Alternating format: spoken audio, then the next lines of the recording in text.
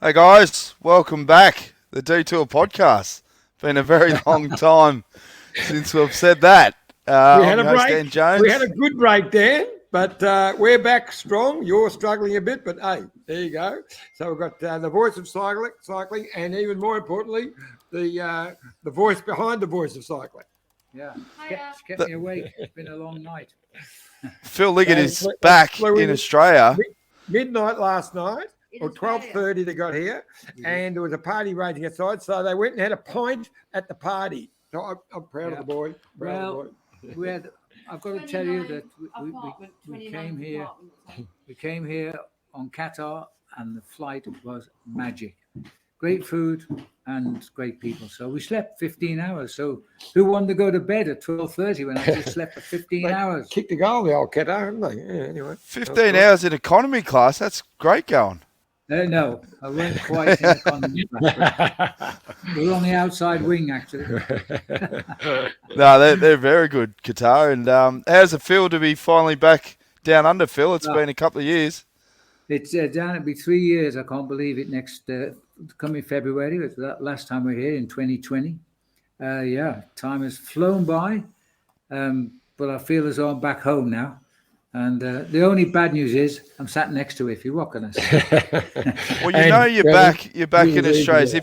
If he's already got you wearing the sponsors kit as soon as you land, you got the Citroen shirt. I've got the Citroen Bay Crits logo in the background. Got the studio set up, ready to go. Iffy for tomorrow. It's going to be a big 3 days, mate. Dan's leading our production team, doing all the live streaming for SBS. So okay, he's just shot an amazing documentary for the Western Warriors, which is just getting rave reviews because while he was making it, they decided to win the premiership as well. So it makes Western United Football Club. United, what do you call them? The Western Warriors.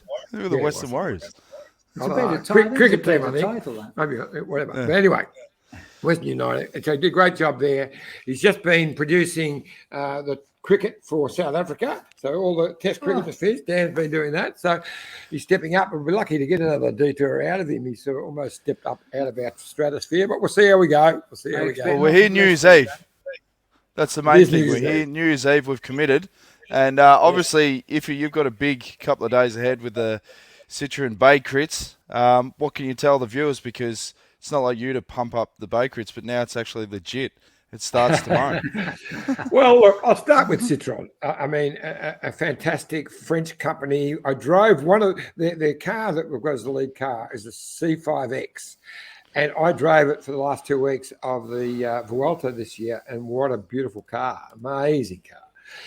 They do everything for you. Matter of fact, Dave Sanders is driving one at the moment, and he said, it does too much. He said, I'm a driver. I don't want this car doing everything for me. He was complaining about it. They do too much. But amazing car. So great for them to come up. And I've got a shout out to Brett Robinson, who's the main dealer here, one of the big dealers. He's got Bayside Citroen, plus a stack of others, but he's a cycling person. His young son, Zach, is racing in the Bay Crits. Oh. And when we were needing another car sponsor, I was told to talk to, there we are. There's BJ at the launch with Brett Lancaster, and Brett's big fella son there. He looks good. Yeah, he's a good boy, isn't he? Geez, Brett could have smiled, Luca, he's a bit like his own man.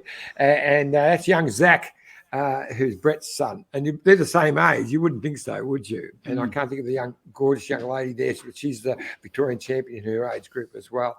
That's got me now. You tricked me with that photo. But wonderful partners to come on. And, this could be the start of a long friendship, I think, so which is great.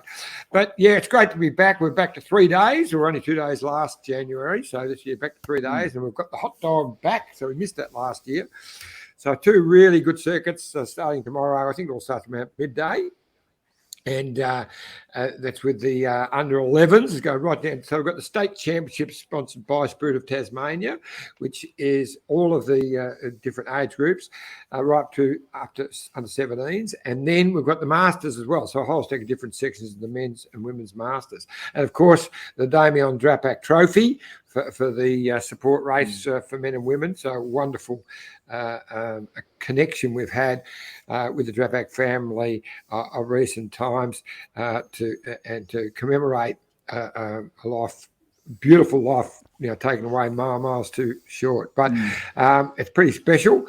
So it starts tomorrow with the 1.8, the big circuit up in the Eastern Gardens. It's what we call the easy way. It's pretty tough circuit either way, but tomorrow is the easier way because they get sort of run it the only hill. Whereas on Monday, with the reverse situation, it's much tougher. The hill, you die very early on and you have to climb all the way up into the park, so it's much harder. Yeah. And then we finish on the hot dog on the third day. The famous hot dog. Yes. Got to have the hot dog. It's always the fastest of the criteriums. Yeah, I mean, there's only two places you use your brakes, going in at the bottom end or the top end of the corners. I can't tell you the number of collarbones we've lost on that top end. I was going to say, have you got someone with a broom iffy on that second corner after the finish line? We've got the sweeper going around beforehand to make sure they're all right. Look, we're pretty well sussed it out. I mean, riders, they keep blaming sand and whatever. It's about changing your course. You're on full tilt when you go around there. If you change your course 1 iota, if someone moves a bit on you, you have to keep the same line. The minute you change your line, the centrifugal force puts pressure on you and down you go. So it's as simple as that. So bike error, definitely not the course. So that's a great shot there. Luke Platt was supposed to be there for that launch, but they got COVID hit. I think Georgia got COVID, so they couldn't get down. Last year, Plappy was supposed to ride last January, and he got COVID and didn't start. So we're fingers crossed that he turns up tomorrow. But that's a thing of the past, that COVID. Nobody talks about it anymore. Well, they are here, mate, because it's everywhere. I can tell you what, we really didn't have a TV broadcast tomorrow, but we won't go into that. Oh, boy. No, it's all good. We're all good. Now, Phil, the history of the Bay Classic, I mean, we do rib Iffy a fair bit about the Bay Crits, but you look at, particularly in the early days, like some of the names that used to race around these circuits, I mean, it was the who's who of cycling. Yes, it was. And if memory serves me right, John, because I wasn't here, but I remember Phil Anderson getting his only pro win in the Bay Classics, didn't he? That's actually Farwin Heads, I think it was. Ocean Grove. Ocean Grove.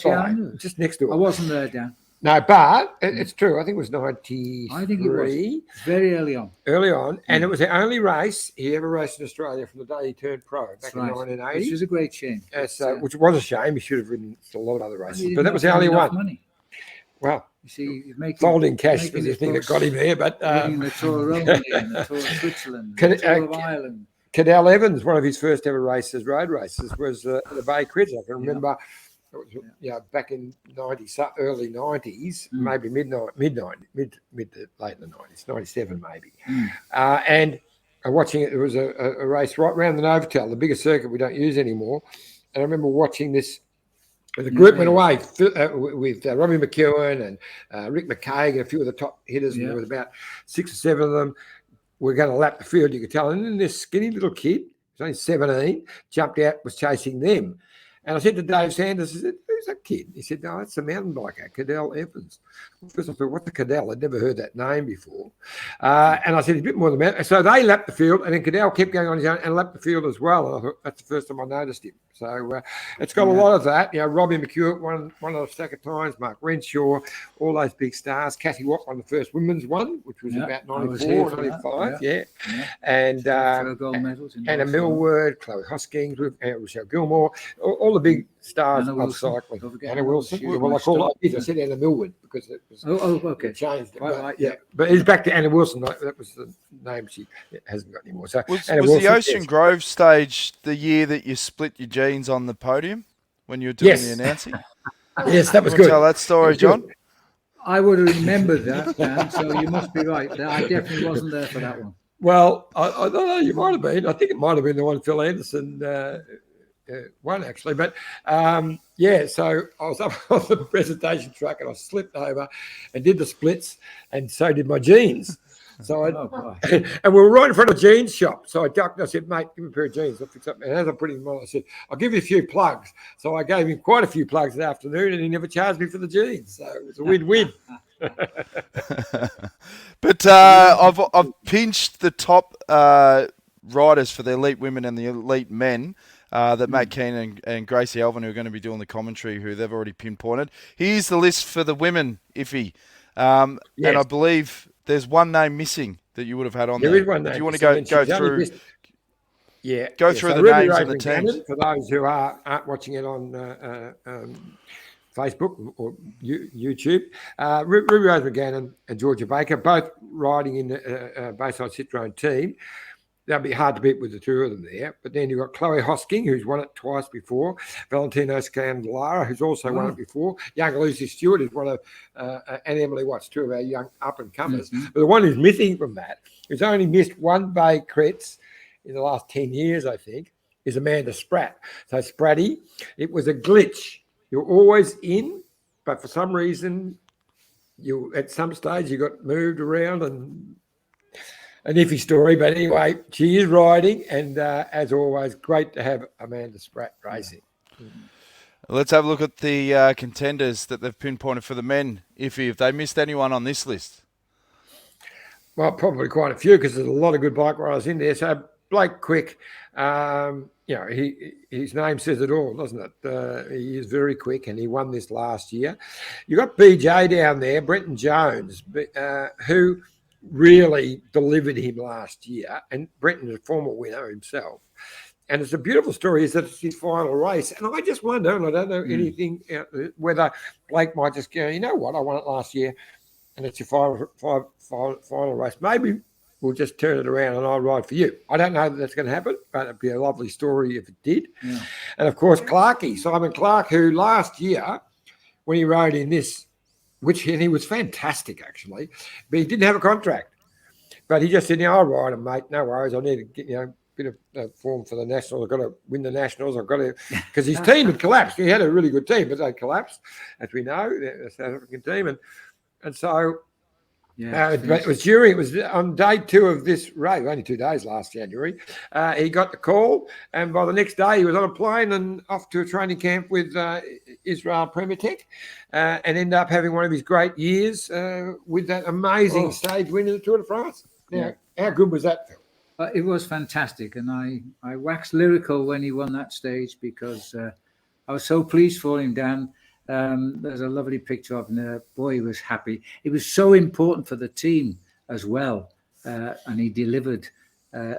He just started riding for them. 7 months into his contract, he won a stage of the Tour. I said earlier that I remember when Simon came to the Singapore Grand Prix, which I commentated on a few years back, on the Formula One race circuit, finished on the actual finishing line, the racing cars. And he was riding there with, I think, Stewie O'Grady was with him. But it was Simon that delivered the goods that day, and he won that crit. He's a guy that you want to see win because he put so much work into his bike. Great team man, exactly. Yeah. And look, his brilliant second place in Amstel Gold was something else, although he was riding behind a motorbike that day in Vanderpoel, who did one of the greatest rides of all time, but still he ran second, which in a classic, in one of our big classics, which is a great ride. And he won the polka dot jersey in the Vuelta one year. So, and a great stage win on top of the mountain where he beat what's his name, the big Dutch climber. I can't think of his name now, but anyway.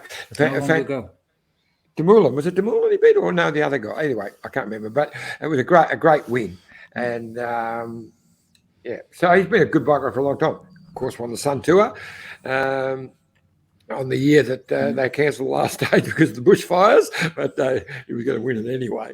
But been around for a long time. He was I think he won a world title as a junior, or he definitely placed in a world title as a junior on the track.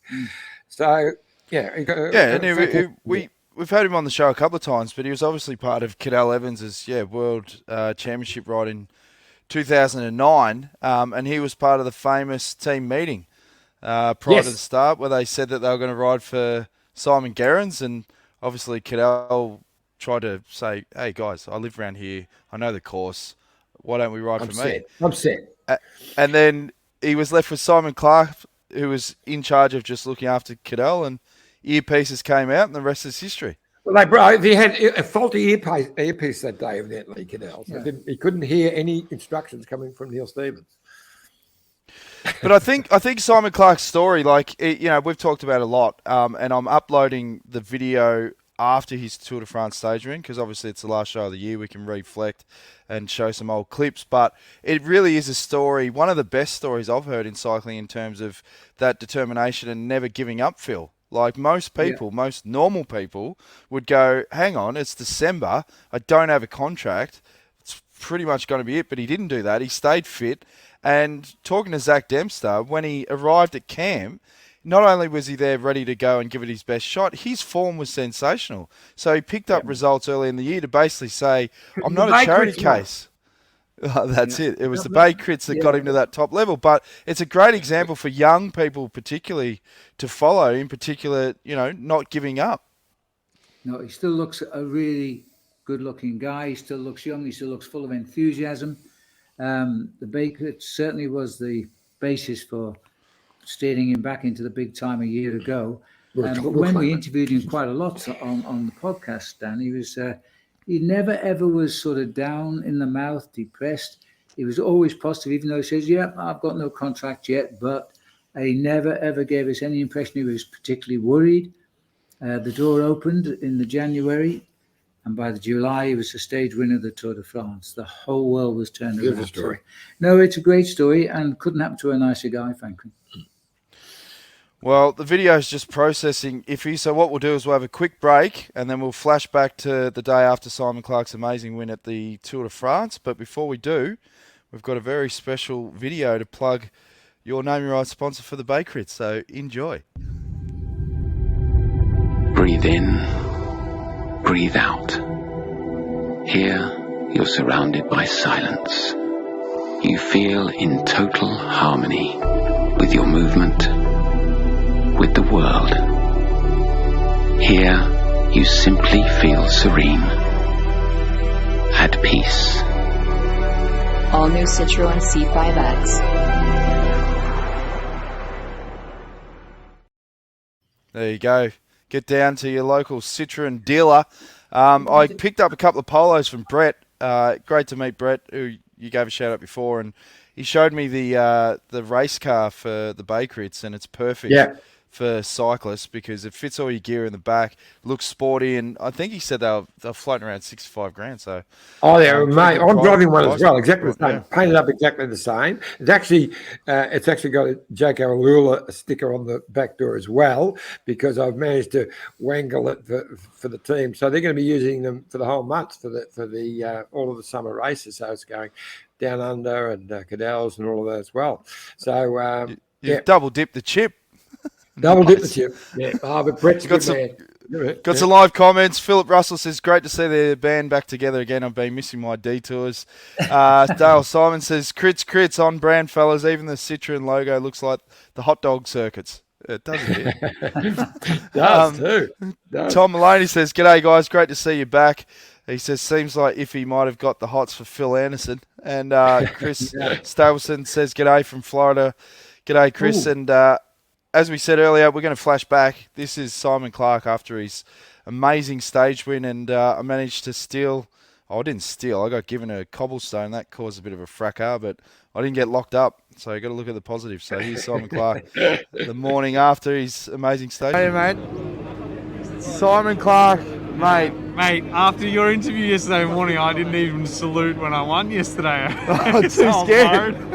Mate, you were a shoo-in for the Ride of the Day award from SBS Sport. You get the Kango, but mate, I struggle to find the words to describe what you've done. It's incredible. What a day, what a day. I still can't quite believe it, and I still didn't believe I'd won when I crossed the line. I thought I was too far back on Taco, and I just said to myself, you're just going to have to throw your bike as hard as you can and hope for the best. And yeah, I got to my masseur and he's like, did you win? I said, no, I don't think I did.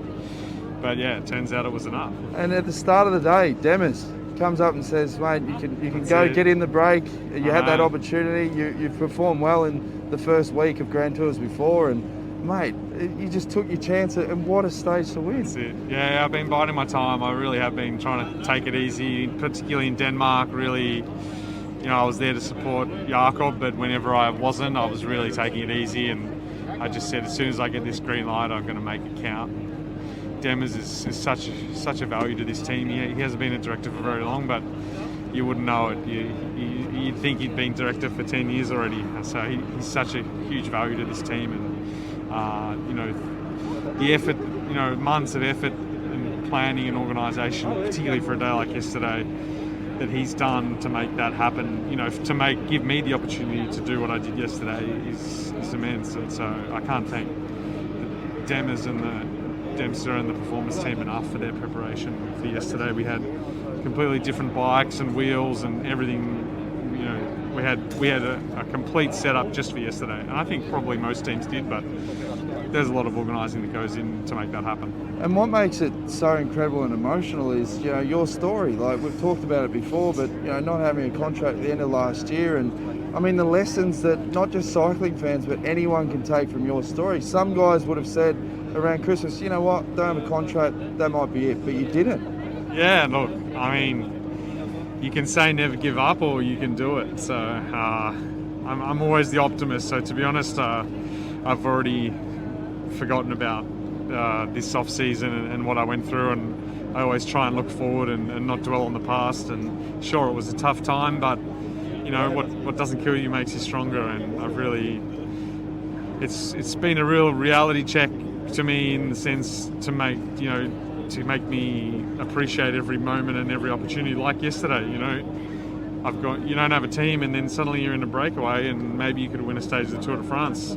Don't pass that up. And probably not having a team at the start of this year gave me that extra bit of hunger to get it over the line yesterday. And what was the scenes like last night? It's always big after a stage win, but I mean that just would have it was very special. It's also the first Tour de France stage win for this team and for the Israel Premier Tech outfit, so it was a huge achievement also for the team yesterday. Now finally, I've got another trinket. I love my trinkets. This is a cobblestone from the race route, thanks to our friends at the Flandrian Hotel. We were going to get it mounted, but the guy in Belgium, he had a big night, the trophy guy. So Matt Heyman, Stuart O'Grady, now Simon Clark, you have a stone off from the cobbles, good, mate. Hey, thank you very much. I really appreciate that. No worries, mate. You deserve it. How good's that? Zach Dempster. Yeah, big day. But I actually got a cobblestone as well. I didn't want to put it in my hand luggage because it would have put me over a couple of kilos. It probably would have cost me about $400 to get it home. Should have brought it back, maybe worth more than that. Now, you were about to interview Zach Dempster, but the interesting little connection with all of that. Zach Dempster, as we know, boy from Bendigo, Castlemaine, a very good bike rider himself, but not to that level. But was the DS there and got the job as overall boss of racing for the whole Israel Premier Tech team. But he got hijacked by Ineos.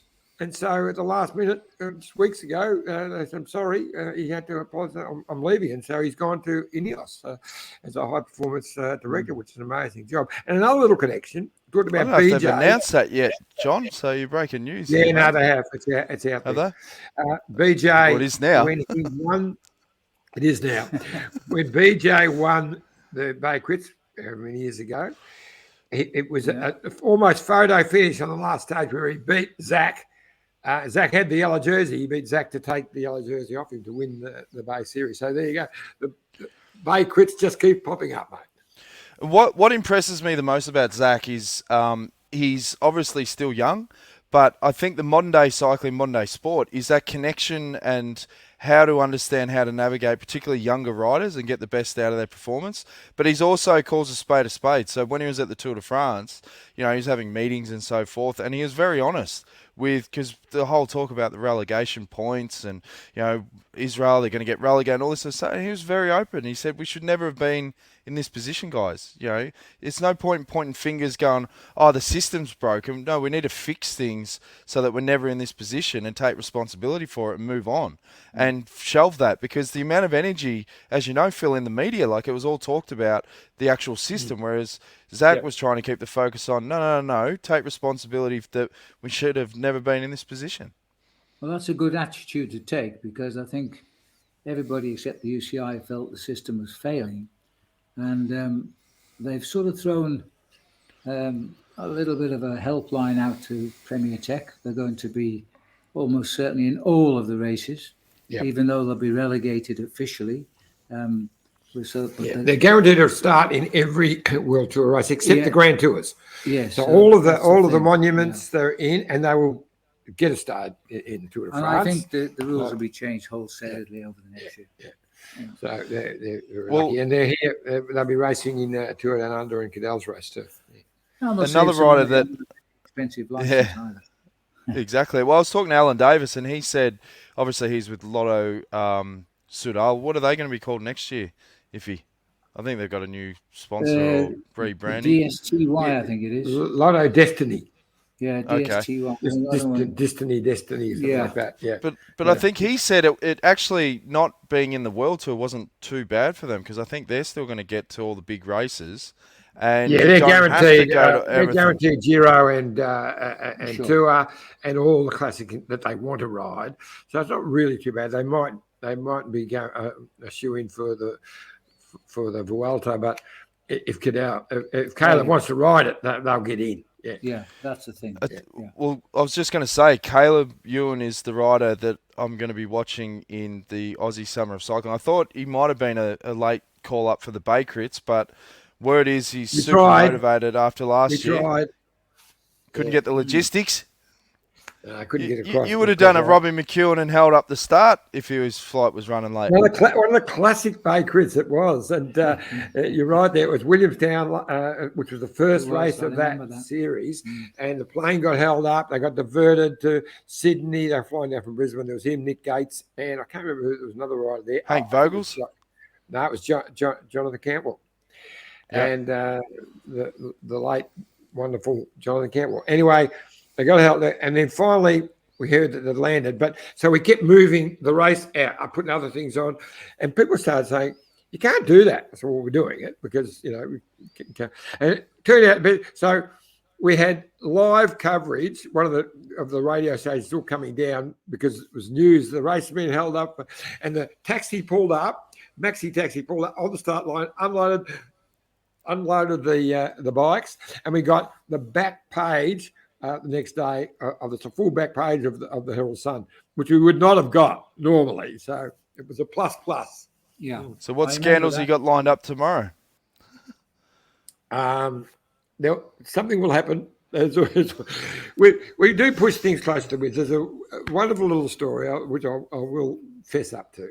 So we put together a really good team of internationals with Novotel, our hotel, and we've got the thing here, Novotel and Prestige Jayco, the local Geelong Jayco dealer, wonderful supporters of cycling. And so in that team is Simon Clark. So we've got Simon Clark, a young Dutch rider, World Championship rider, Roy Efting, Ben Hill, Cameron Ivory, Del Margrave. And in the women's, they've got a really good team because they've got Valentina Scandalara and Amanda Spratt. So great team we put together. Ordered their jerseys. Good mate of mine, Desi, ordered the jerseys. Got a real quick deal. Everyone approved it, got it done quickly. And then COVID hit. So 4 days ago, they were in the factory but couldn't leave, and no one was at the factory. All of Shanghai was closed. The factory was closed. And only yesterday I went out and got a whole stack of stickers made so that we put them onto a plain jersey. So at least we're going to look terrible, but it's all we could do. And then he said, there is a glimmer of hope. They've left. They're on their way. They got to Sydney late last night. He said, if they get in before 12:30 today, I can get them. And at 12:25... The jerseys turned up today, and we've got them. Well, that is an iffy story. You're like a cat, mate. You just keep falling on your paws. Yeah. That's what Jerry used to say. He was the cat. You drive 20k away, throw it out into the paddocks, drive home, and the cat's there to meet you. Yeah. So who's your predictions, Iffy? Who's going to win the women's? Who's going to win the men's?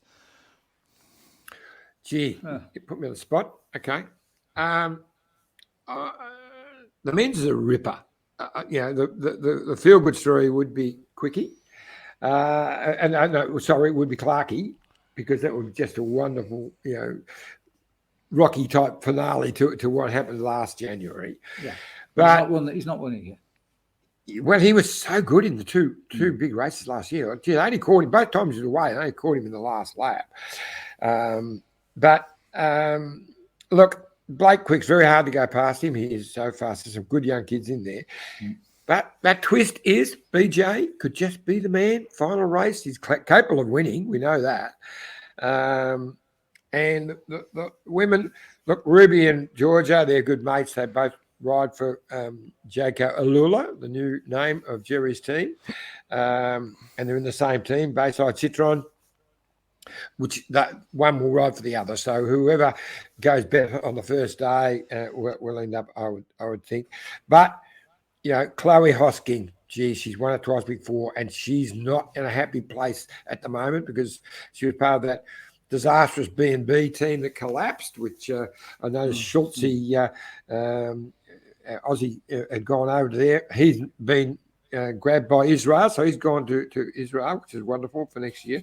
But Chloe hasn't got a team at this stage, so she will be, and she's got a good teammate, some good teammates there as well to help her.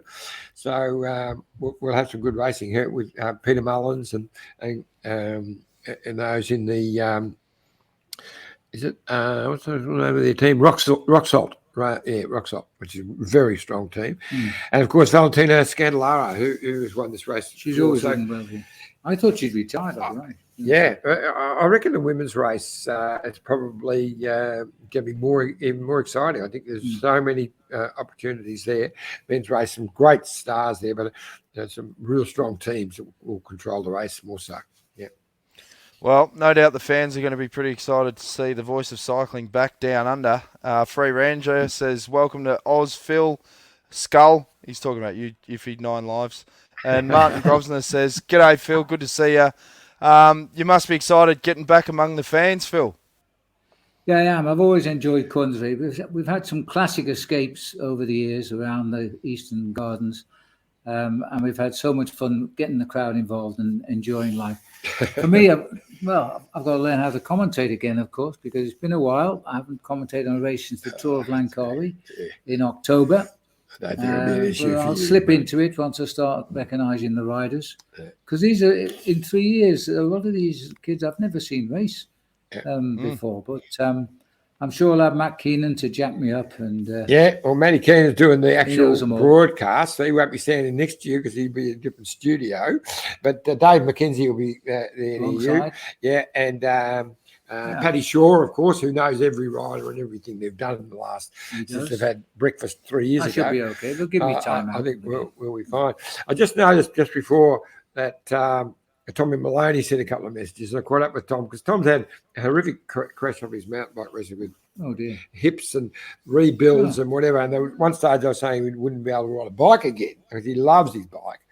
But he's back. And Tommy, you like to know this because we often talk about different races and that we did. But I remember when I first went to Europe in '73 when I met Trish Liggett when she was working with Ronnie Webb, and we were racing a race in London at Crystal Palace called the Brian Robinson Grand Prix. Yeah. And I got a text from a guy. He said, I remember you, John, from the Brian Robinson Grand Prix where you and Tom Maloney closed the gap. I said, well, Tommy, we were talking about that at Austral Night only just a week ago. Yeah. So there you go. Small world. It is a small world. Well, it's obviously New Year's Eve. People are probably gearing up, ready to go out and hit the town, Iffy. And I suppose on behalf of all of us, we want to thank everyone for all their support in 2022 and since the inception of the podcast. And in particular, sponsors like Bike Exchange that were massive support, and Jerry with Mitchelton and Let's Go Motorhomes and everyone that's been behind the scenes with the show. It's been fantastic. Yeah, look, just to reiterate that with you, Dan, it's been a wonderful journey. The detour, you and I just love it, and we have a lot of fun, and we've got some serious fans, which is fantastic, and we deliver news a bit differently, as they say, and we have some fun. But we've got some really loyal fans who have been contacting me a lot lately. And I said, no, we'll be back this year. We'll be back for the end of the year. Just. But it's been sensational. We've had, as you mentioned, Bike Exchange, who have been absolutely amazing. We had Lexus Blackburn in the early days, who were also great, but all our sponsors. And the same with the Bay Crits. I mean, the state government have been a huge supporter of the Bay Crits over the years. Without the financial support from the state government, we wouldn't be operating. Same with the City of Geelong. And 1989 was the first one. City of Geelong was a partner back then, and they still are. They've even stepped up, so they're amazing. Got the Spirit of Tasmania on board now. So they now come into Geelong.